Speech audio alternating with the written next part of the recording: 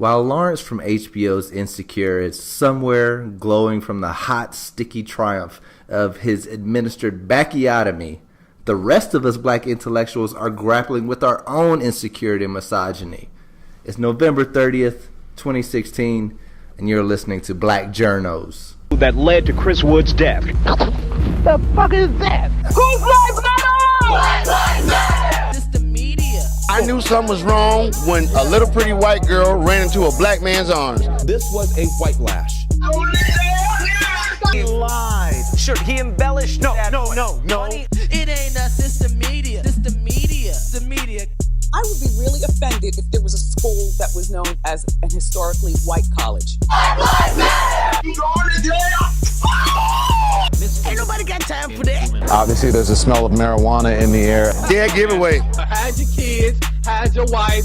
The fuck? I can't see Paula. Let's get the fuck out this country, motherfucker. You're listening to Black Journos. What up, Dot? Stokely. Yes. I feel like a Stokely. I'm rolling up my sleeves. I'm getting ready. Exactly. I'm getting ready for this showdown. How are you? People at home, Dot has rolled up her sleeve. She has on a power bracelet. Not to be confused with something that's counting her steps. This is my Fitbit.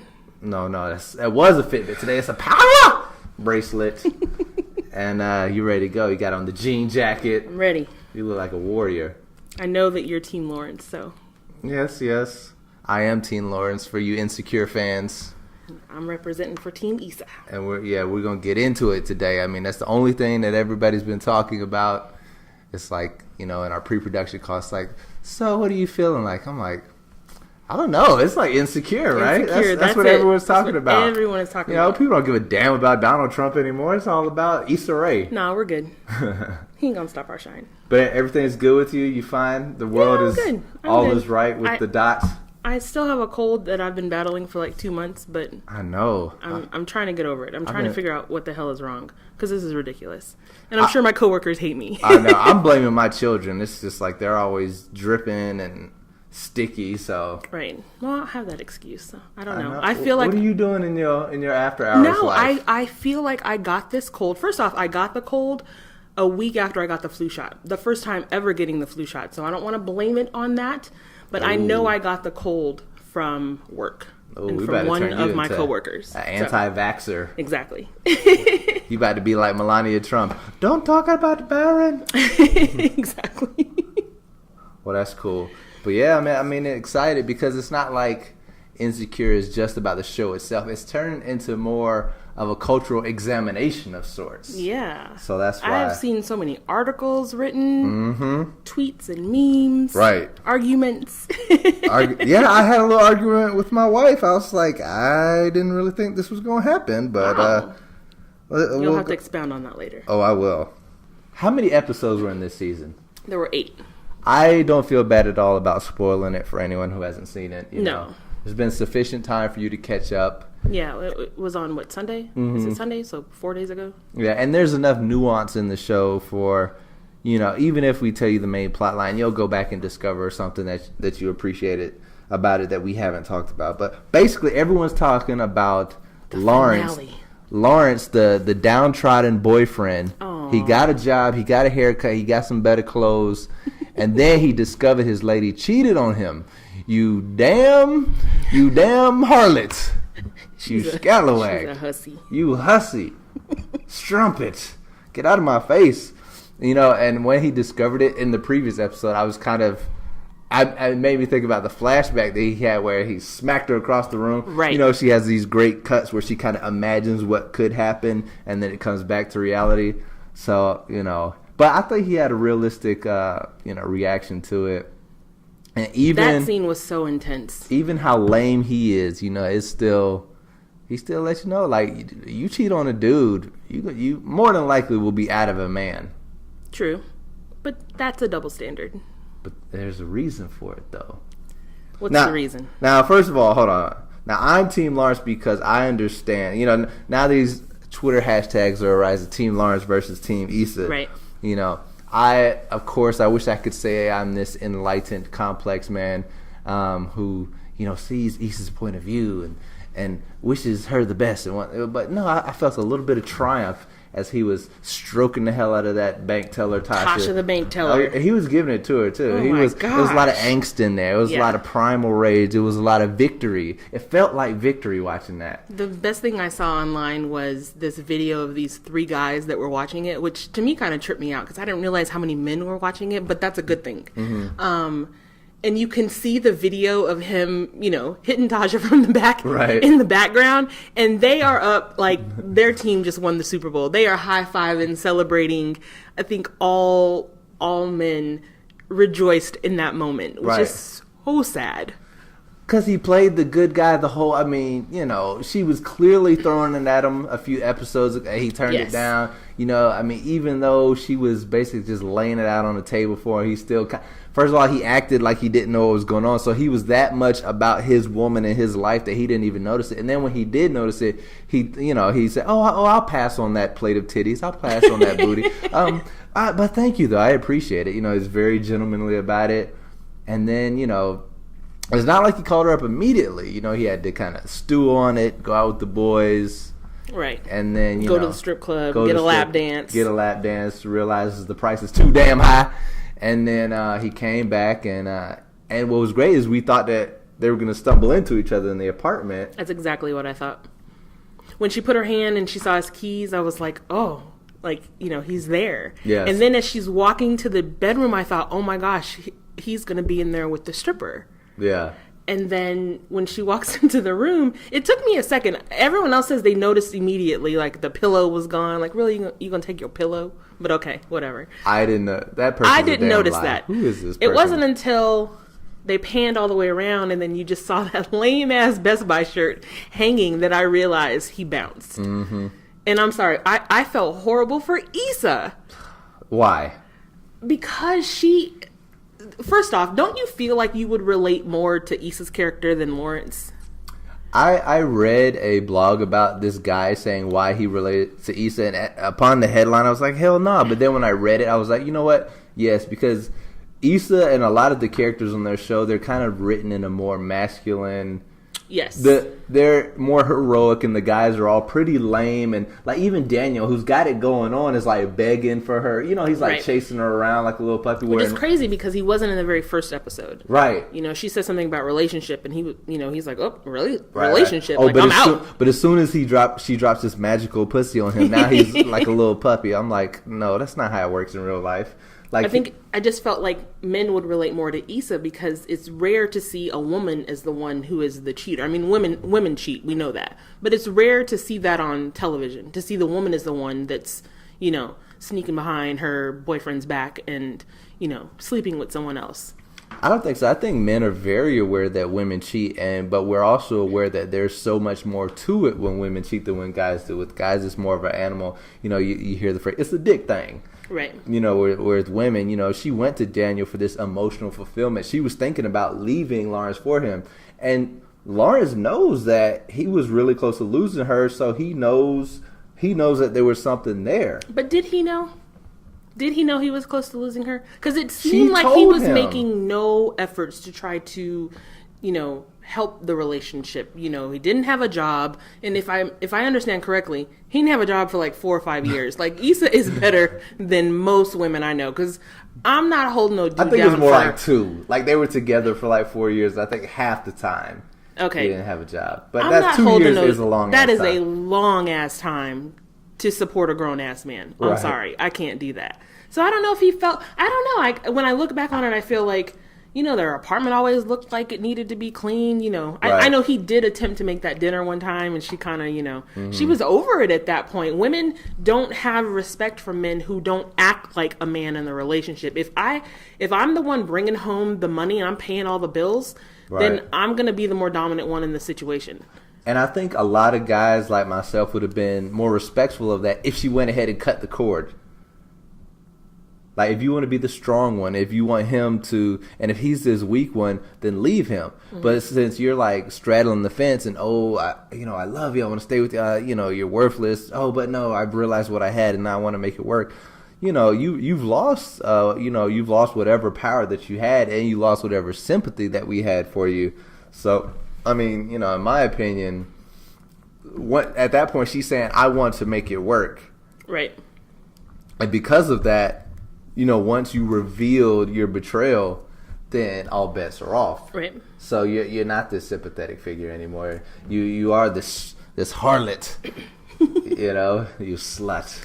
I think it's important to point out, and I don't know if a lot of guys know this, but I would say most women, speaking from experience and from most of the women that I know, we all have a what if guy, unless you end up with that dude.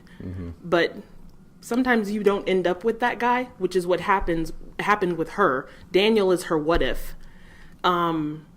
And so you do kind of wonder. And it made her a little bit easier to wonder about him because she was coming home to someone that wasn't doing anything. Because he definitely wasn't hitting Issa like he was hitting Tasha the bank teller. Well, we don't know what the sex was like when they first got together. I mean, Right. He was probably knocking the line But out of it at first. not in the episodes that we saw. Nah, the episodes we saw, he was like, ugh. That shower scene was the most awkward and funny thing. But that's ever. right, though. When has shower sex ever been dope? Right. It's I not. mean, showers aren't made for that.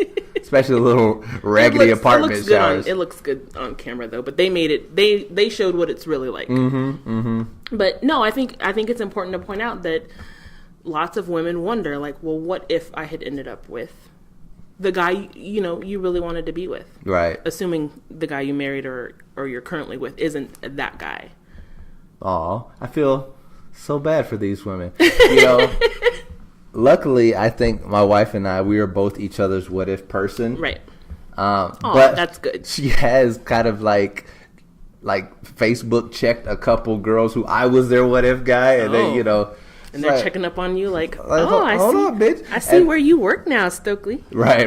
And then they hit you with the hay. And then one of her old flames tried to hit her up in the messenger. I was gonna be cool and play player card, like, hey, girl's gonna choose. It's up to her to make the choice. But then that animal in me got a hold of me. I was like, hey, dog, you don't holler at no married man's woman.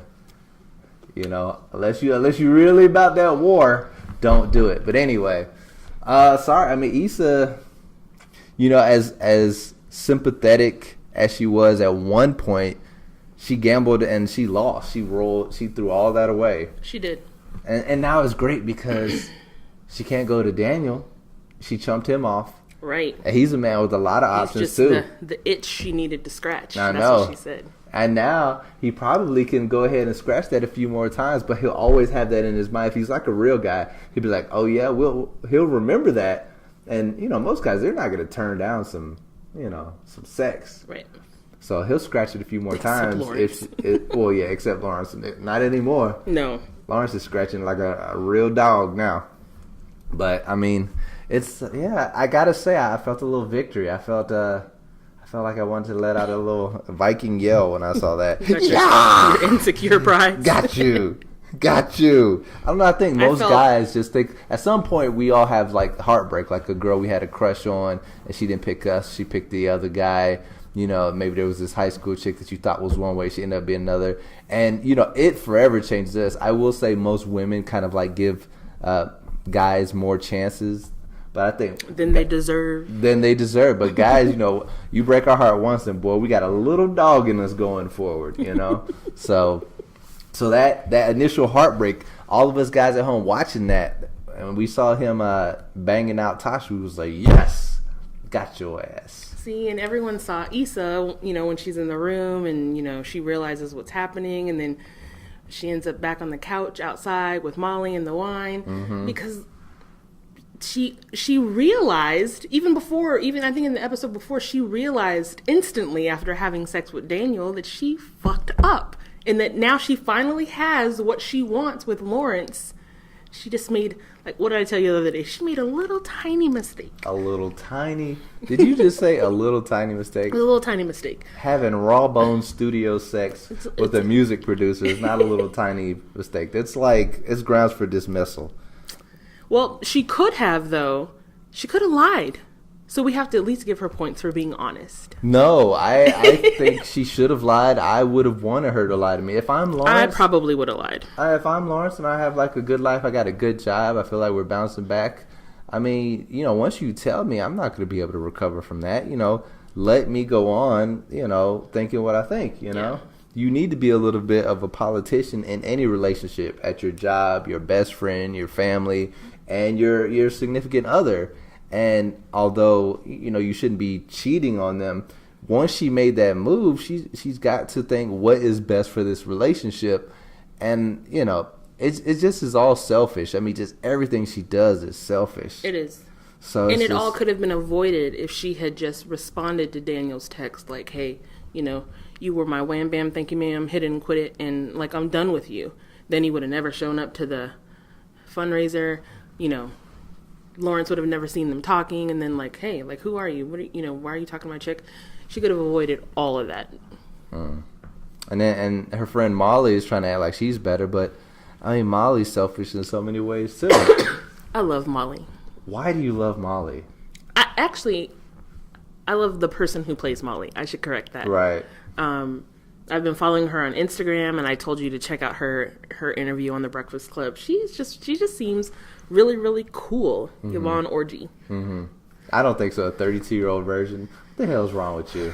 Well, that's another discussion, because even I think that's just a little ridiculous. It's a little ridiculous. So yes, the real woman. I haven't met her. She could be wonderful. She seems wonderful, but 32 years old virgin. Come on now. This ain't the Victorian era. She take that thing off the shelf. If you watch the interview, she got saved either right before she goes to college or right after, and so she's waiting for the right one. She's doing what we all should have done. Well, no, no. I mean, I'm not gonna say what you should have done, but as far as that, no. Saving yourself for marriage, and then you're 32 and you're still doing it. You gotta look at your life, especially as a woman. Everything is tied to your biological clock. Right.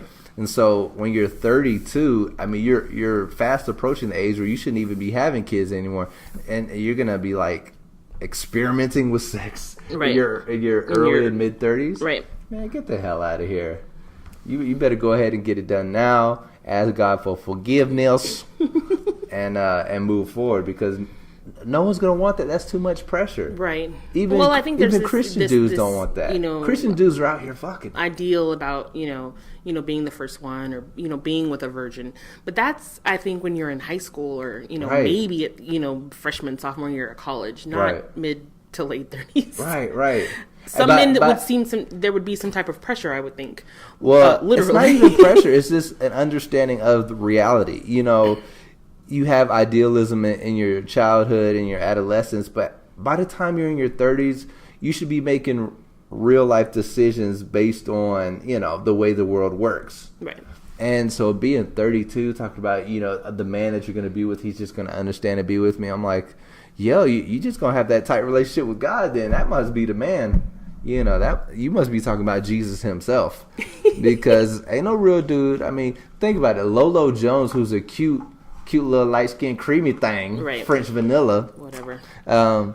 She's garbage. She's been talking that, and no one even thinks that she's worth all that. I mean, it's just it's a. Well, I think also by the time you get to 30s, 40s. You're not trying to still be experimenting with someone. You expect someone to have some experience and know what they're doing. Right. She might be garbage. Right. And the dude she's with might be garbage. And I mean, sex is not a huge part of a relationship, but it is a part of it. Right. Especially an important part of it early on. So can I tell you, I know someone who is, even older than Molly, that's still a virgin. I do too. Yep. And the grown ass woman I know who's a virgin at the age is a hot mess. She doesn't go anywhere. She goes on family vacations with her parents who are in their like 70s. I mean, she goes, they make her bed. It's just it's a hot mess. Oh my gosh. Yes, she's basically a 30-something-year-old spinster. Now the woman, I don't know what her excuse is. Same as Molly. Christian, waiting until marriage, waiting to find the right guy, and there's quite a few of us out here who are 30s, 40s, still single, never been married. But y'all can still get it in when you want to. Some of us waited, some of us didn't, which is evidenced by my two boys. But whatever. Well, I have a lot more respect for your situation than someone who's holding on to some childhood ideal, and Well, it's not really a childhood ideal. It's a religious belief. As Christian, I mean, I'm Christian. You're supposed to wait until you're married before you have sex. But there's so many things that are ridiculous about Christianity. And first, I don't want to get into a whole religious debate, but just from a practical standpoint, it's stupid. It's stupid. If you're in your 30s and you're still a virgin, I need you to go ahead and get drunk, take a trip to Barbados, and do something reckless. Jesus Christ. Real quick, I did want to mention something that I back to Insecure. Mm-hmm. Lawrence's his friends are terrible. Garbage. The things that they said when they were sitting, around the stripper pole, they don't make black women like they used to, because I guess back in the day women would put up with cheating or, whatever a man would do. But then they say that essentially, like, we're so desperate that black women have lowered their standards and they're willing to do whatever they want now. I mean, that part really, really tripped me out. That was like a real conversation. I've sat in on. Really? That part was not jarring to me at all. Please enlighten us. I mean, put it like this: it was realistic enough to where I didn't think twice about the conversation. Wow. Because I mean, I guess it didn't surprise me, but it just. It was. It I don't hurt know. you. I guess it hurt a little bit because I feel like black men, they seem like they hold black women in such a high regard. So to hear them say something like oh, don't worry, like, you're single, you're good looking, you got a good job, and these women will basically do anything. Like, their standards are so low. They'll do anything to keep you. Well, the thing is... And I know that there are some chicks out there that will do stuff like that, but it just, I don't know, it was a little surprising. Now, you've remarked that the dating pool for gainfully employed straight black men is pretty low. Yes. Due to so many circumstances, but the end result is it's not a lot out there if you want this type of black man. So, and you think black brothers aren't aware of it? No, I know they are. It just, I guess like you said, that was a very, very real conversation. You're like, damn, I wasn't supposed to hear that. I wasn't supposed to hear that. Yeah, I mean, unfortunately, the strippers were realistic looking, and that conversation was realistic sounding. So, I mean, now I love that you have an opinion about the realism of the strippers. Right. Yeah, they didn't look like Cinemax from the 1990s. Right. Like that's what a black strip club looks like. But no, I mean, those guys, unfortunately, they're a couple of those guys were pretty ignorant, Right. And Lawrence was not that guy, so you saw he was kind of like mouth agape, taking it all in, but. You hear a lot of that, yeah. Some guys are taking it as kind of from an opportunistic standpoint, and some guys are like shaking their head at these black chicks. But I mean, it's the larger culture, it's the internet culture. Everything's so easy now. Right. See, Lawrence he's a good guy, and he fell into his friend's trap. Whoa.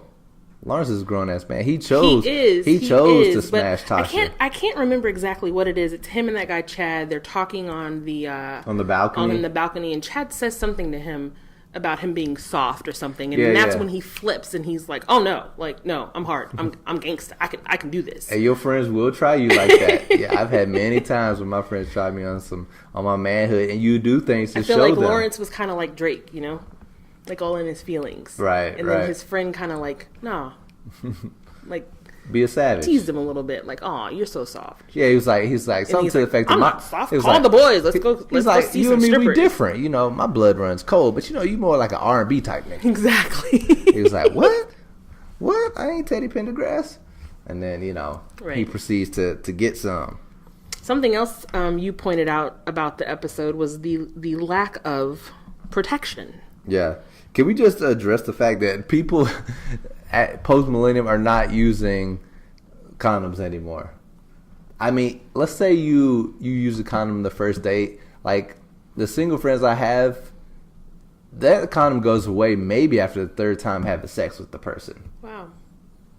I mean, I think people are definitely not afraid of AIDS like we were in the 90s because, once we saw Magic Johnson get AIDS, it was like, anybody can get it. Easy-E got it. It was oh my God, anybody can get it. I love Magic. So then everybody was scared of getting AIDS, like every time, I remember in college, the first few times like I had unprotected sex, I was like, oh my God, but nah, I don't think people worry about that at all. I mean, people I know. Which is strange, especially because we live in Atlanta and there's always some report that will come out about how much AIDS is out there. Is prevalent, especially here. Mm-hmm. But I don't know. Sometimes I wonder, is it really as prevalent as they claim, with the whole, brothers on the down low? Yeah, I think a lot of that is hyped up. I remember once in the early 2000s, so maybe a few years out of school, I went to the doctor, got checked out for AIDS. I don't know even why I did. I just kind of felt like it was time. And it's the scariest thing in the world. I know. And I just decided to have like a realistic conversation. I'm like, really, doc, how worried should I be? He looked at me basically like I had nothing to fear. He was like, really? You would probably have an idea. He was like, most of the people that have it, they kind of know that they're in trouble when they come in here. So I'm thinking he's talking about gay men who are living like very risky, sexual lives, right? Because he treated me like I had nothing to fear at all. Like my results are not in or anything. Like I'm about to take the test. He's just like, really, dog, quit tripping. I was like, okay. But I think if you watch any programming on HBO, there is no pause for protection. I don't think people are using condoms like that anymore. No, I don't think so either. I think it would have probably tripped everybody out if they paused and put on a condom. How many of your friends are single? Probably, I don't know, 75-80%. Okay, so you actually have more single friends than I do. We need to do an unofficial poll of your friends to see who's using rubbers. Okay. Do you think they would tell you? I think they would. Just We're be pretty like, close. Look, girl, no judgment. But are you letting old boy hit it raw? He'd be like, yes, girl. Yes, girl. This is the black girl magic I've been telling you about. Yes. And think about it. We're, black in Atlanta, so you are aware of these little unofficial polls that come out all the time. Everybody has AIDS. Right. So with that knowledge, I'd be curious to know if they're still doing it, and I bet that they are. I'm thinking. I'm pretty confident. I'm thinking that they the are average, too. and when you ask them how often, how early in the relationship do they use it and lose it? Right. Like I'm thinking they, probably do it the first couple times, and once this dude comes back, maybe the third time for sex, and they're thinking it could be a relationship. Oh, I'm sure that thing comes off. I'm really think on average, they might not ask for it all the time. Off the jump, and if they do, it might even come off sooner than that. I mean, like maybe in the morning they don't even ask for it. But it sounds like you're making it the woman in her responsibility. No, it's both. But what I'm saying is, you have more single friends than I do. Yes. Most of my friends, most of my good black men with the jobs, they've been snapped up at this point. So yeah, I know. Trust me. So, what about the ones you warned me about? Oh yeah, if you have sex with those guys, you're rolling the dice. I mean, you'll at least get herpes. Oh, no. And anybody over the age of like 45 who's been in the game a long time and rolling the dice with their dicks, they probably have herpes. I'm just going, the statistics are against you anyway at that point. So. Oh, that's terrible. So. Yeah. Yeah, something else to add to my list. He must be clean. He must be clean. You might want to just be like, look, there's like great medication. If he has a great job, maybe just look around that. But anyway. I'm not looking around herpes. No, herpes is a deal breaker for Dot. Absolutely. Herpes and if you've ever been with a man. Dang. Which is your a list deal is breaker. getting shorter and shorter. I know. So does he have to have a job too? Yes. Damn. I'm not supporting no grown-ass man. Damn, I need you to start. Oh, you can't just date black guys. You got to find some like other. That's my problem. Yeah, you got to date other races because that's my problem. You got to cast your net wide. Anyway, what else is going on in the world? Headlines. So we want a big shout out and assalamu alaikum to 19-year-old Halima Adine. She made history this week at the Miss Minnesota USA pageant as the first contestant to compete wearing a hijab. Congratulations, my sister. She also wore a burkini during the swimsuit competition. Yeah. The Somali American says she hoped her participation might change minds about Islam. Okay. She hopes to one day become a UN ambassador. My question is, I wonder what the previous owner of the pageant, our president-elect, would have to say about a contestant wearing a hijab. Well, first of all, he wouldn't allow it. I mean, Miss USA had a very Trump touch to it. Like, it's definitely always going to have a bikini contest. I gotta say, his contestants were a lot hotter than the Miss America contestants. And I'm sure that was a focus. A lot hotter? Hotter, yeah. Oh, okay. Yeah. Just from a superficial standpoint, they were like, no, we're keeping this thing old school. We want hot and we want bikinis. And I gotta say, I mean, they delivered on that. So, well, I'm just gonna go out on a limb and guess that you're not really, you don't really know a lot about pageants. But the Miss USA, those are the girls who, I don't want to say that they don't have talent, but like you have to have a talent, high GPA. No, I know enrolled that. in school to be in Miss America. Your limb would be wrong. And what I'm saying is, I don't care, and I don't think a lot of the people that watch those pageants care either. What Trump and his people, because I think Miss USA was actually higher rated than Miss America in recent years. Like, it might have been. More people watch that because they focus on, they're not trying to fool themselves or the public into thinking it's about a talent or a GPA. They're like, let's keep it real, folks. This is a TNA contest. Right. These are hot chicks in bikinis. And that's what they did, and that's why that, Miss USA in recent years has become a more coveted crown than Miss America because, it's a beauty pageant. That's what it boils down to. Well, that might change if you start seeing people wearing burkinis and hijabs. Yeah, I don't think that was built for them. I don't think that's their lane per se. So I guess. So while I, congratulate her for, breaking barriers, I think maybe the beauty pageant circuit isn't her niche. For her? Right. Like, I think if you're like a devout Muslim and you wear hijabs and you clothe burkinis and you covered head to toe, I think a beauty pageant isn't how. I don't think the Prophet Muhammad was thinking this is what I want from you. Right. Well, maybe there's another way that she can go about changing minds than about Islam. But big ups to her for breaking barriers. Right. So Delta Airlines says it's banned a man from flying for their airline for life. Now, what exactly do you have to do to get banned for life from an airline? Be a Trump supporter. Not exactly. Not exactly. Please clear Let me it up. explain. Last Tuesday, on a flight from Atlanta to Allentown, Pennsylvania, a passenger recorded a man jumping up to let everyone know how happy he was that Trump won, screaming, let me try to get my redneck voice on. This should be good. Donald Trump, baby. We got some Hillary bitches on here. Donald Trump is your president. Every goddamn one of yous. That's actually what he said. If you don't like it, too bad. How was that? You were so Midwest. That was the worst Southern accent. I saw the clip too. I tried. It's a valiant effort, but so off. Delta says if their colleagues had witnessed what was on the tape, the man would have been removed from the flight. So now my question is, where the hell were the flight attendants? Right. Because definitely if you're checking your laptop when it's time to put your seatbelt on, they're right in your face. Exactly. Yeah, I don't buy that at all. And I do, I am with the backlash that's saying that if this was a black person, they would have been kicked off. Right. The airline proves once again it's right to be white. Oh. And I say that because people of color have been kicked off flights by Delta for far less. And just recently, a black doctor on a Delta flight wasn't allowed to help a sick passenger because the flight attendants didn't believe that she was a doctor. I remember that. Because she was a black woman. Didn't believe in her credentials. Right. Delta has since apologized, banned the man from ever flying their airline again, and is refunding all the passengers on the flight for their inconvenience.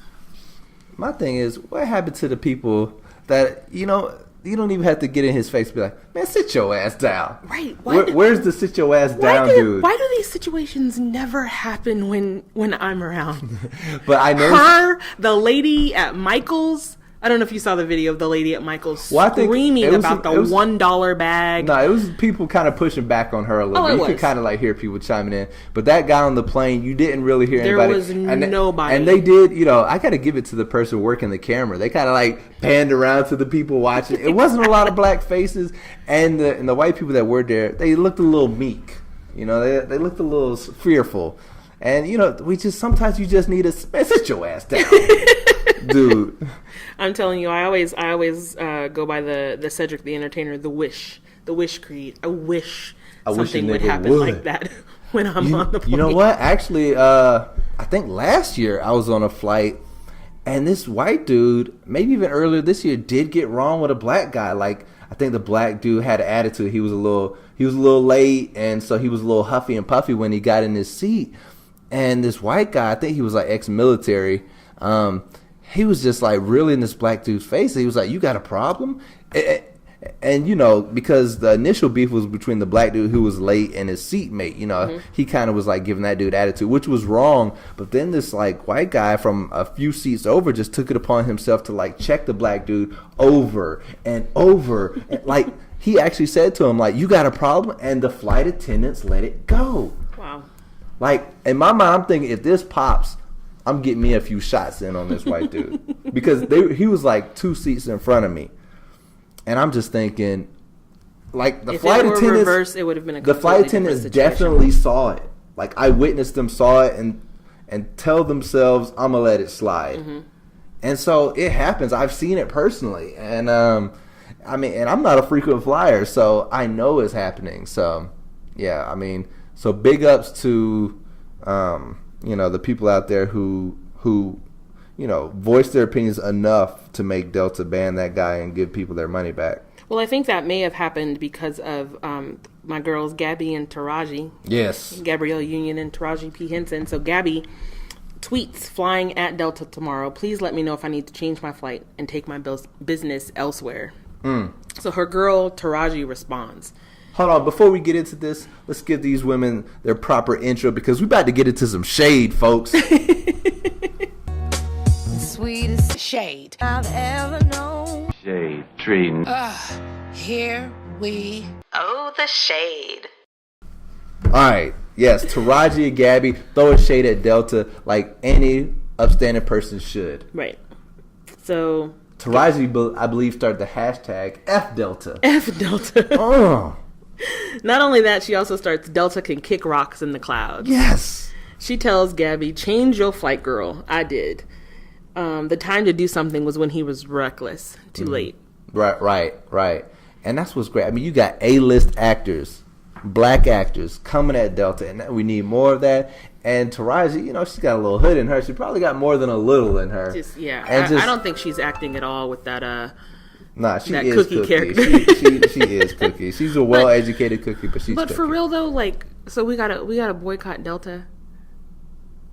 I never liked Delta because I will say that their flight attendants do tend to have attitudes. I don't like Delta.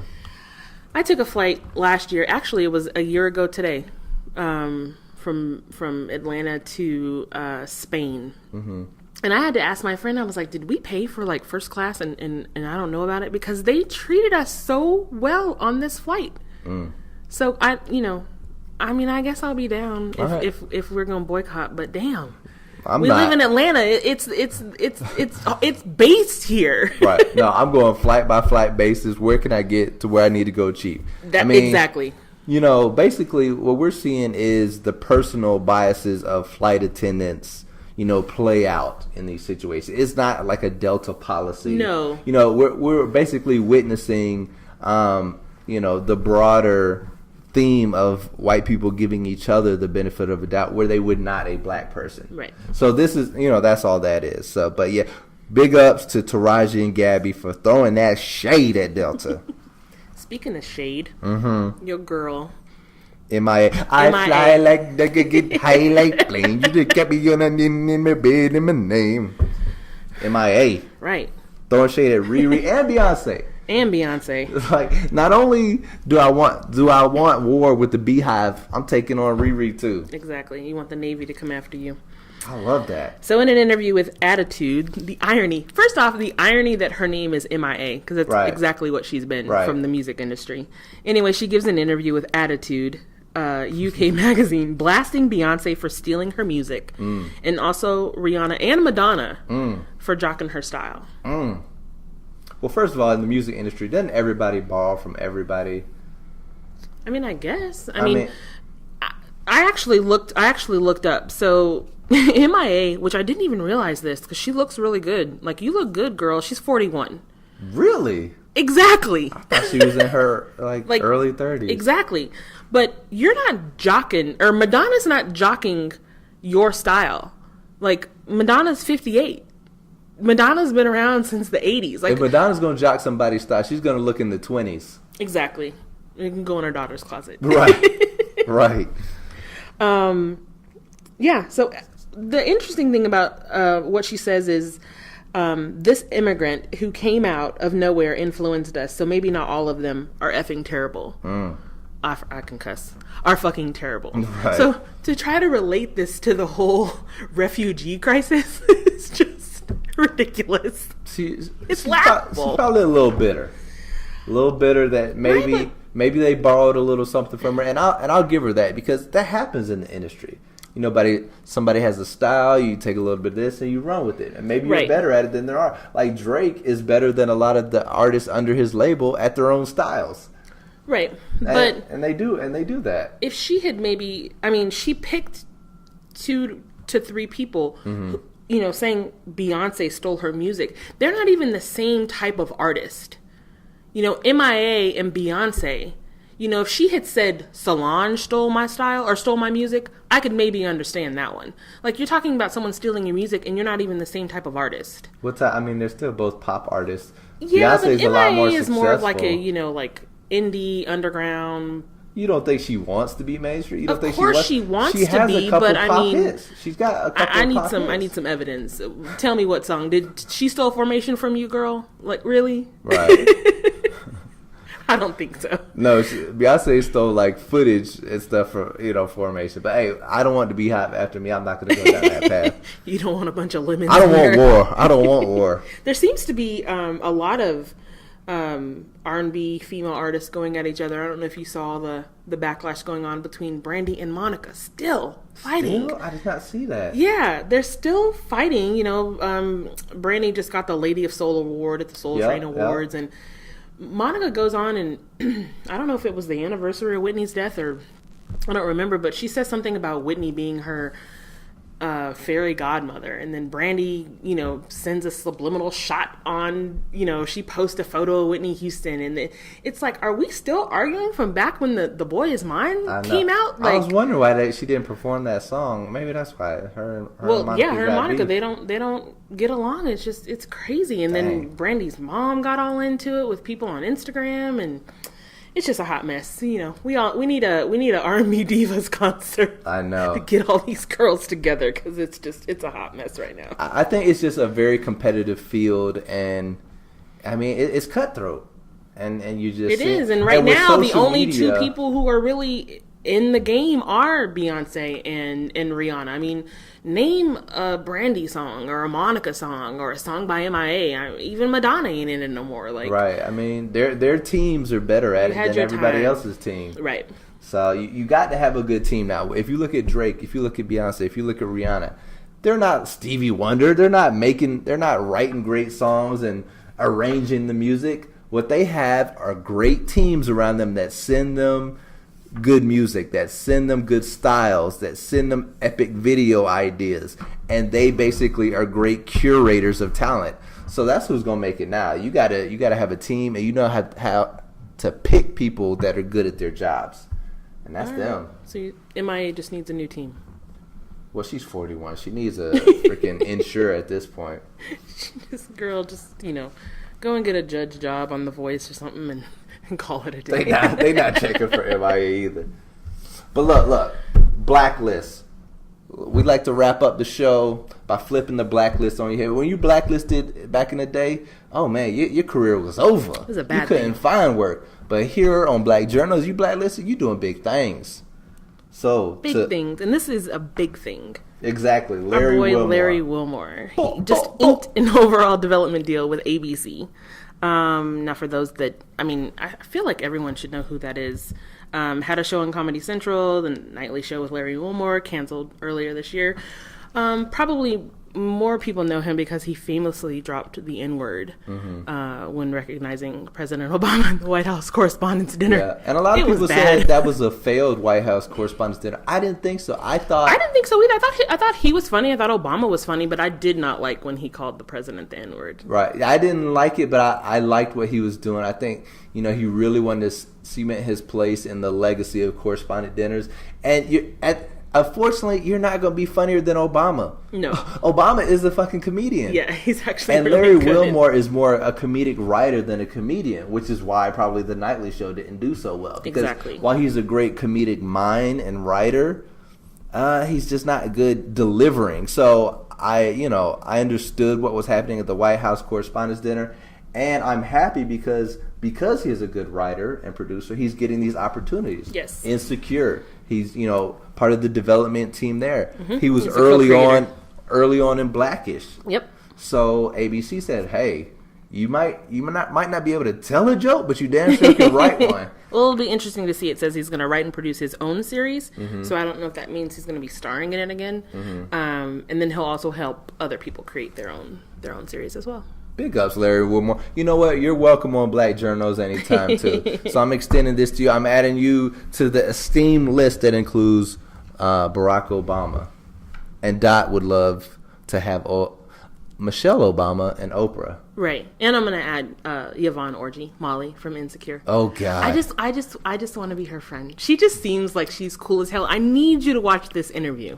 I watched it. You didn't like? I was not in love with her. Hilarious. She was funny. I think she's funny. But this girl crush, I'm not understanding. Yvonne Orji, hopefully by the time you make it to Black Journos, somebody would have popped that cherry. Aww. But anyway, for Black Journos, this is your boy E.F. Stokely. And that. We out.